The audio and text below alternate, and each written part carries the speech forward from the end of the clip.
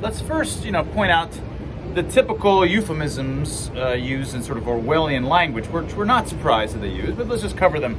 So, for example, when they say something like health pass or vax pass, well, that sounds kind of nice. Who would be against health, right?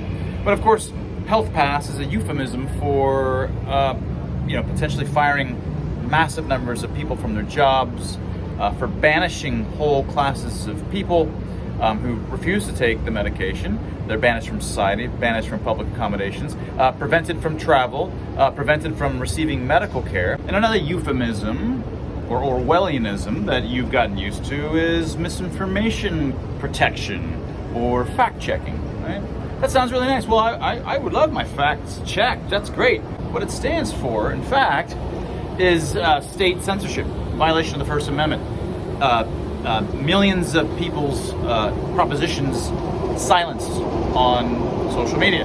Now, it had bothered me, though, that we had words like lockdown and mask, and I had been wondering, I said, why is it that these terms were being used and they're not euphemistic, they're not Orwellian in the normal sense. They wear on their sleeves their connection and association with prisoners. Why are they wearing on their sleeve their authoritarianism rather than sugarcoating it, with some kind of euphemism?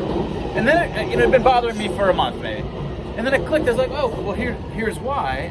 It's because it's not covering over the civil liberties violations that the unclean out group is doing.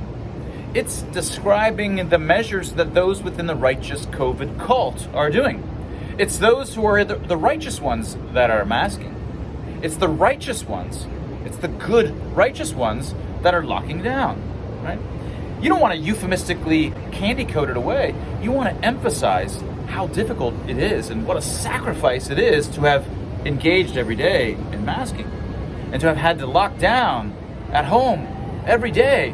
What sacrifice we have gone through to save you and you and you, and how selfish anybody would be to not go through the great sacrifice that we have gone through, right?